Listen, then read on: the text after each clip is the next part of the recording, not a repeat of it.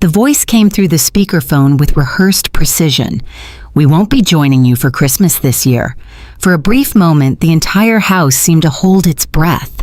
Not because the words were unexpected, but because they confirmed what had quietly been forming in the back of my mind for some time. I took a slow, steady breath. "Cool," I replied, letting the single syllable land without weight. Then I added, "In that case, Christmas is canceled." There was a stumble on the other end of the line, a half-caught breath from someone who was rarely caught off guard. She recovered quickly, but the hesitation was already there. I pressed the red button before she could finish her response, and the silence that followed felt different from the kind that follows conflict. It felt almost like fresh air. I placed the phone on the counter and turned my attention to the documents spread across the kitchen table. Catering invoices neatly organized, rental contracts with highlighted sections, lighting schedules marked in pen, vendor information lined up in careful rows. Every page bore my name. Every deposit had been pulled from my account. Every signature was mine. And yet somehow I had convinced myself that this holiday belonged to everyone else. A quiet ache settled in my chest, not from surprise, but from clarity. I had constructed an entire celebration for people who intended to enjoy it without me. I ran my fingers slowly across one of the catering invoices, the total printed in bold at the bottom. I remembered agreeing to it without hesitation, telling myself it was for family, that it was easier to simply handle things than to risk being blamed for something falling through. I had been carrying Christmas for so long that I had stopped noticing how heavy it had become. The morning light moved across the counter, touching each stack of paper as though illuminating evidence I had been too close to see. Every element of the holiday, the food, the decor, the logistics, existed solely because I had made it happen. And standing there in my own kitchen, I wondered for the first time what would unfold if I simply stepped back. I didn't arrive at this role through any deliberate choice.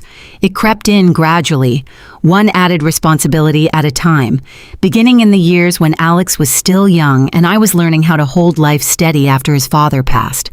Becoming a single mother had meant becoming the one who kept everything from tipping over. Alex came to rely on that consistency. In time, so did the people around us, until the reliability became invisible, something they assumed rather than appreciated. When Alex married, I expected the sharing of traditions to feel natural. Instead, small adjustments began almost immediately, offered in polite language but with clear intent. The traditions felt dated, the presentation needed to feel more curated. Yet that curated vision always launched from my planning and was funded by my finances. She would speak about the centerpieces she had selected, the menus she had chosen, the themes she had established, none of which had been executed or paid for without me. I told myself credit wasn't something I needed. Peace had always seemed like the wiser trade. But over time, peace had quietly bent into something uneven. Alex, in his effort to keep tension low, would often frame my discomfort as seasonal stress, something universal and temporary. His neutrality, though well-intentioned, became a form of erasure. Decisions would arrive already finalized. Dinner times had been shifted, menus had changed. The guests had been told I would cover the cost. And each time, I adjusted. I absorbed whatever had been left undone and filled every gap without being asked. Looking at the table covered in documents, I could finally see what that pattern had built over the years. Every time something threatened to come apart, I caught it. So they had stopped worrying about the weight of what they were dropping. 3 days passed quietly before the phone rang again. The voice was smooth and deliberate. "Smaller gathering this year," she said. "You don't need to be there." No hesitation, no softening, just a clean removal of the person who had made the whole thing possible for years. As she continued describing the evening she envisioned, the seating arrangement, the menu, the aesthetic she wanted, I recognized every element. Each one had either been selected, organized, or financially committed to by me. Behind her voice, I caught the low murmur of Alex in the background. He didn't sound troubled. He sounded like someone trying to stay uninvolved. When she finished, I didn't feel the silence she left, The call ended with a breezy expression of hope that I would understand. I set the phone down and walked into the dining room. My eyes moved slowly around the space. The long table I had purchased the year Alex moved into his own home, imagining the family he might eventually bring back to gather around it. The chairs I had assembled one by one on a cold afternoon, a radio program keeping me company through the work, the storage bins stacked neatly in the corner, filled with ornaments and serving pieces and strings of lights, all bought by me, all displayed as though they had always been someone else's. None of it carried sentiment exactly. It was practical, chosen to last. But every item held my time, my decisions, my care. And still, I had been quietly written out of the occasion it was all meant to serve. The following morning, I sat at the kitchen table with the contracts laid open in front of me, and I began making calls. I need to cancel the order for the 25th, I told the catering company. My name was confirmed, the booking located, and the cancellation processed without a single question. The linen rental followed the same pattern. So did the staffing agency. Even the lighting vendor, the one she had insisted upon because it gave the space a certain elevated feeling, canceled the reservation with calm efficiency. No one asked for a reason, and I offered none. When the final call ended, something settled inside me. Not triumph, not relief, but a quiet steadiness. The holiday felt like mine again, not because I planned to recreate it, but because I had stepped out of the machinery others had built around my efforts. My phone began receiving messages from relatives asking about arrival times, asking what dish to prepare, asking whether extra chairs were needed. Their questions came from habit, shaped by years of depending on me to hold the shape of the day. I let the messages accumulate without responding. I set the phone aside and looked toward the living room where morning light rested softly on the furniture. A different image began to form, one without vendor schedules or carefully managed expectations. A quieter day, a pot of something warm on the stove. A few people gathered without agenda. Conversations that had no performance pressure behind them. By late afternoon, I opened the family group thread and typed a single message. Plans have changed. I won't be organizing this year, hosting a small gathering at my home for anyone who would like to stop by. I read it twice to confirm there were no apologies folded into the wording, and then I sent it. Responses arrived within minutes. One cousin said it sounded genuinely lovely. An aunt mentioned she had always loved my home. Another relative admitted a smaller gathering worked better for her. What I did not receive was resistance. No one protested or demanded explanation. Several people gently acknowledged that they had come each year because of the warmth I specifically brought to the occasion. They did not mention the other event at all. Then Alex called. I let it ring. A text followed asking if we could talk. Another call came shortly after. I set the phone face down. Minutes later, a message arrived not in the group thread, but directly to me. You caused confusion. Fix it. The words sat on my screen, bare and commanding, as though I had made an error as an employee rather than a decision as a person. The old instinct rose briefly, the reflex to smooth things over, to step back in and correct whatever discomfort I had caused. I didn't move toward it. I sat at my dining table, hands resting on the wood, and let my home stay quiet. The distance between their urgency and my stillness widened slowly, and I let it. The knock that came after dusk was sharp and rapid. When I opened the door, she stood there with her coat unbuttoned, her expression carrying the particular tension of someone working hard not to raise their voice. "You embarrassed me," she said. Everything is falling apart. She wasn't there to understand anything. She was there to restore what she had lost access to. I stepped back slightly, but not enough to suggest she was welcome to enter. I asked her plainly what exactly was falling apart. She described the vendors, the confusion among guests, the way the day was unraveling. I kept my voice level. The orders she had relied on were under my name and charged to my accounts. I had canceled what I had paid for. She called it emotional. I called it accurate. For a moment she went quiet, looking past me into the house as though searching for something familiar to stand on. But the house gave her nothing. Alex appeared behind her on the walkway, shoulders drawn in, hands buried in his jacket. He didn't ask what had happened. He already understood enough.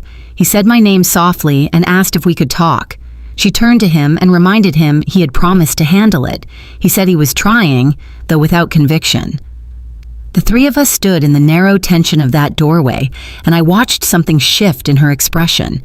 It moved from anger into something sharper and more honest. She had never actually wanted me absent. She had wanted me present but invisible, useful without credit, involved without standing. Standing in my own doorway, I was none of those things, and she had no script for that. Over the following 2 days, the truth filtered quietly through the family in the way truths do when no one announces them. Relatives reached out individually, asking gentle questions that revealed more than they perhaps intended. Who had managed the bookings over the years? Whose name was on the deposits? Hadn't I organized transportation the previous year? Had I really been the one cleaning up after everyone left? Without any declaration from me, they assembled the picture themselves, and for the first time they named it openly, not with pity, but with simple recognition. Alex came alone on the third evening. He knocked lightly and waited. When I opened the door, he stepped in quietly and looked around my living room as though something about it seemed different to him now. We sat without rushing into words. He ran a hand through his hair the same way he had as a boy when something was difficult to begin. He said he hadn't realized, and then he stopped, because the sentence didn't need finishing. He talked about how he had always assumed the holidays simply happened, that she had everything organized, that I joined in because I wanted to. His voice carried the particular weight of someone discovering they had been mistaken about something for a very long time. I didn't revisit the grievances. I only told him clearly that I was not returning to the pattern that had defined the previous years. He nodded, and when he left, he was quieter but no longer unaware. Christmas morning arrived without demands. No reminders expected of me, no instructions to send, no messages requiring a response before the day had even begun. I moved through the house at my own pace, letting the quiet lead. A single pot warmed on the stove, filling the kitchen with something gentle and familiar. When the first knock came in the afternoon, it was a cousin holding a dish and looking slightly uncertain. I welcomed her in. More followed, 2 aunts, an uncle, a neighbor who had always meant to visit during the season but never managed it when the larger gathering was in the way. No one arrived carrying pressure. They came because they chose to, not because the occasion required it. Someone set a bowl on the counter, someone else laid out the forks. People moved into whatever space needed filling without being directed. It was everything the carefully arranged holidays had never been. No choreography, no anxiety about presentation, no undertone of evaluation. The room found its own tempo. Conversations rose and fell naturally. Laughter moved through the space without bouncing too sharply off the walls. The house felt full in the right way, alive without being exhausting. For years, I had confused being indispensable with being valued. Watching the people around me now, helping without being prompted, staying because they wanted to, rather than because the occasion held them in place, I understood the difference clearly. Contribution made a room feel shared. Being exploited made it feel depleted. Near the end of the evening, there was a quiet knock. Alex stood at the door with a small wrapped box and an expression uncertain of how it would be received. He stepped inside without ceremony, set the gift carefully on the side table, and drifted into the kitchen where he began ladling soup for the remaining guests and collecting plates as they emptied.